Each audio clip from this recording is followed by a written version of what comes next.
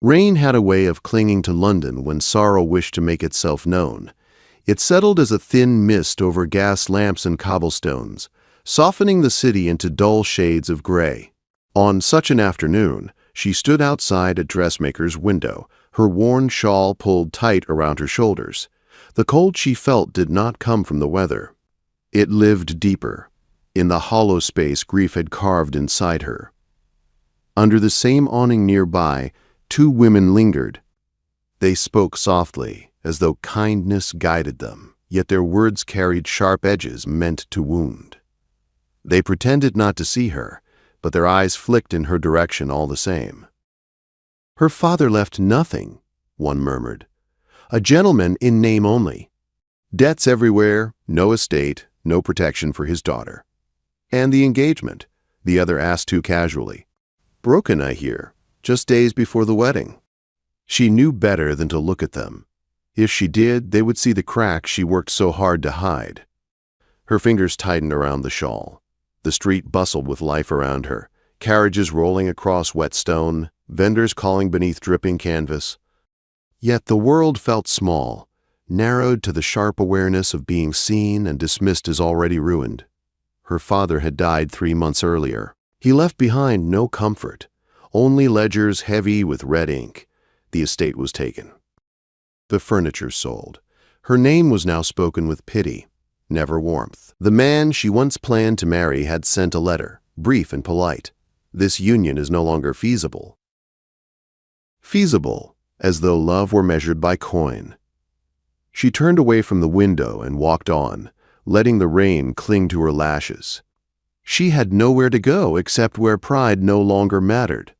The carriage house. Inside, the air smelled of damp wool and horsehair. Voices murmured over posted work. Some positions were hard, others humiliating. She searched for something quiet, something that did not demand strength she no longer possessed. One notice caught her eye. Caretakers sought for infant at Hawthorne Hall. Discretion required. Immediate placement. Generous wage. Hawthorne Hall. The name stirred memory. A duke's estate. A recent tragedy whispered through drawing rooms and chapels. A young duchess dead in childbirth. A child left motherless before his first breath had steadied. The duke himself had not been seen since the funeral. Some said grief had hollowed him. Others claimed the house was haunted. She touched the parchment lightly. She had no experience with infants. Yet something in the words called to her.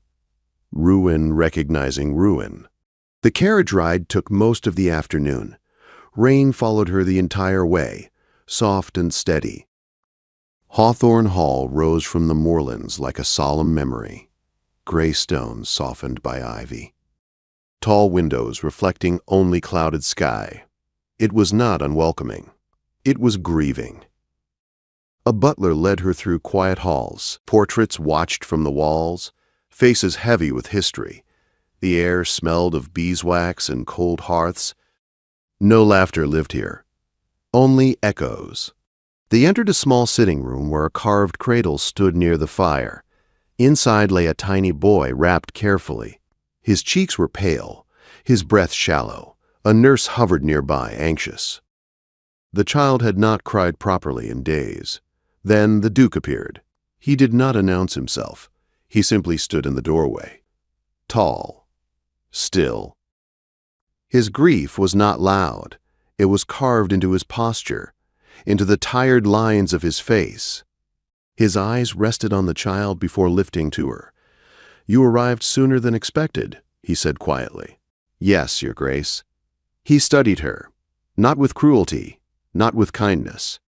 "With caution, the child is unwell," he said. "Not in body, the doctors insist he is strong. Yet he refuses to be held. He will not eat. He barely sleeps." She knelt beside the cradle. The child whimpered, frightened rather than weak. She did not think. She reached out and lifted him gently. The change was instant. His small fists clutched her shawl. His cries stopped. The room stilled. The nurse crossed herself. "The Duke did not move. Yet something shifted behind his eyes. "What is your name?" he asked. She told him. "If you are willing," he said, "the position is yours." She expected relief. Instead, she felt the weight of something fragile settling into her arms. The days that followed were quiet. Too quiet. The house seemed to test her, revealing itself slowly. She learned its rhythms, the soft tread of servants, the cook humming to keep loneliness away.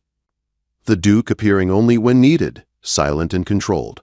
No one spoke of the Duchess, yet her presence lingered everywhere, in the drawn curtains, in the faint scent of lavender in the nursery, in the way the Duke sometimes stared at an empty chair. The child changed quickly. He slept. He ate. He reached for her when she entered the room. The house noticed, so did the servants. Small kindnesses appeared. Extra blankets. Warm bread. Gentle looks. Then the whispers began. They came from outside first. From a milk cart driver who glanced toward the nursery windows. From townsfolk who spoke too softly and smiled too sharply. A young woman living in the Duke's house. Too soon after morning, too close to the child, the Duke addressed it one morning as she entered the dining room. "You are spoken of in town," he said. "I suspected as much." He exhaled slowly. "If it troubles you, I can make arrangements." She shook her head. "I can remain unseen if needed." "No." The word was sharp. "You have restored life to this house. I will not hide you as though you were shameful." That afternoon, she found a small carved wooden bird outside her chamber door, old, carefully cleaned. She did not ask who left it. She knew. The Duke said nothing. He did not need to. By the second week, his sister arrived without warning. Silk and sharp glances. She observed everything. The child in her arms. The calm in the nursery. "Indispensable," the sister remarked lightly. Indispensable can become dangerous when whispers grow loud. Later, her voice carried through an open doorway. "If she remains, the family may contest the child. They will say the household is compromised." "I will not lose my son," the Duke replied. "Then you must act," his sister said. That evening, the Duke stood by the hearth, his hands clasped tightly behind his back. "They mean to take him," he said. "They claim grief has made me unfit. They will listen to whispers unless silenced." She understood before he spoke again. "I ask this not for myself," he said. "Only for him. Pretend to be my wife. For 1 week, long enough to prove stability." The words settled heavily between them. She looked at the child sleeping against her shoulder. 1 week, he repeated. Her heart beat hard, knowing already that 1 week could change everything. Morning arrived softly at Hawthorne Hall, as though the house feared waking too loudly. Pale light slipped through tall windows, resting gently on stone floors and quiet furniture. She rose before the bells, the child already stirring in his cradle. His small sounds were familiar now, not cries but questions, asking the world if it was safe to greet the day. She lifted him carefully, breathing in the warmth of him. For a moment, she forgot the weight of what she had agreed to. Then the memory returned, steady and unavoidable. 1 week. A borrowed role. A borrowed name. The Duke was waiting in the breakfast room when she arrived. He stood by the window, hands clasped behind his back, staring out at the gray sky. He turned when he heard her steps. For the first time since she had known him, uncertainty crossed his face. "We should speak of how this will be done," he said. She nodded. The child rested calmly against her shoulder, unaware that his future had become the subject of careful planning. "To the world, you will be my wife," the Duke continued. "We will dine together. Appear together. Attend the winter assembly. The household must reflect order." "And privately?" she asked. "Privately," he hesitated. "We will remain exactly as we are. Respectful. Honest." Relief and disappointment mingled inside her, equal and confusing. "That seems wise," she said. The servants were informed that morning. The announcement was made without ceremony, yet it spread through the hall like a change in weather. Some faces showed surprise, others approval. None questioned it aloud. Titles had a way of quieting curiosity. The seamstress arrived before noon. She measured carefully, her hands efficient, her mouth discreetly silent. The gown chosen was modest, elegant, suitable for a duchess who did not wish to draw attention yet could not escape it. That evening, the Duke offered his arm as they walked through the hall. The gesture was practiced, expected. Yet when her hand rested lightly on his sleeve, she felt the tension beneath the fabric. He was aware of her in a way he had never allowed himself to be before. They ate together that night. The child slept nearby, his cradle drawn close. Conversation was gentle, careful. They spoke of the household, of necessary appearances, of nothing that touched the heart too closely. But silence has its own language. As days passed, the act became easier and more dangerous. They learned how to stand together, how to exchange glances that appeared natural, how to share space without drawing notice. The servants adjusted quickly, addressing her with quiet respect. The house responded as though recognizing a balance restored. The child thrived. He laughed now, small sounds of delight that echoed through rooms long unused to joy. The Duke watched these moments closely, his expression softened by wonder and fear. Fear that this peace could be taken away. One evening, as rain returned to the windows, they sat in the library. The fire burned low. The child slept in the Duke's arms. His tiny fingers curled around a finger far larger than his own. "I was not kind to her," the Duke said suddenly. She looked up. "To your wife?" "Yes." "I respected her. I fulfilled my duty. But love was never part of the arrangement. When she died, I mourned the idea of what should have been more than what was." "You cannot force love," she said gently. "No," he agreed. "But you can recognize it when it arrives." The words settled between them, heavy with meaning neither dared to name. The winter assembly loomed closer. Invitations arrived. Visitors called. Each appearance was a test, each smile measured. She felt the weight of borrowed dignity pressing on her shoulders. At night, alone in her chamber, doubt crept in. What would remain when the week ended? What would she become once more? The Duke's sister returned 3 days before the assembly. She watched closely, her sharp gaze missing nothing. Later, she cornered the caretaker in the corridor. "You play your role well," she said. "But remember, borrowed places are the most fragile."